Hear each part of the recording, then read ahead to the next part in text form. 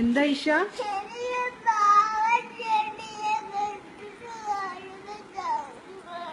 നമുക്ക് ആ ചെടി വെട്ടി വേറെ നടാം, പുതിയത്.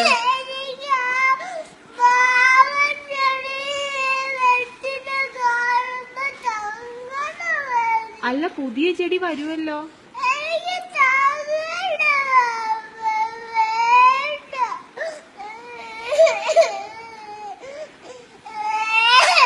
ഇനിയിപ്പോ എന്ത് ചെയ്യും? ഓൾറെഡി വെട്ടിപ്പോയില്ലേ. നമുക്ക് വേറെ 10 കുഞ്ഞിച്ചെടി വെക്കാം. എന്താന്നറിയാമോ? അത് മാവിന്റെ വലിയ കമ്പാ. ആ കള്ള പൂച്ച ആ മാവിന്റെ കമ്പേ കൂടി കേറി ഇഷമോളുടെ റൂമിന്റെ അകത്ത് കേറുന്നു. അതുകൊണ്ടാ അത് വെട്ടിയത്.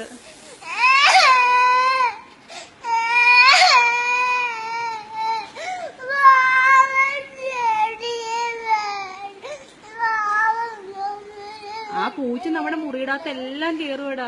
ചെടിയുടെ കമ്പ അവിടെ നിന്ന. ചെടിയെ ഒന്നും ചെയ്തില്ല. ചെടിയുടെ ഒരു കുഞ്ഞി കമ്പ അത്. നമുക്ക് വേറെ മാവ് വെക്കാം. കുഞ്ഞു വേറെ മാങ്ങാണ്ടി കുഴിച്ചിട്ടാ മതി.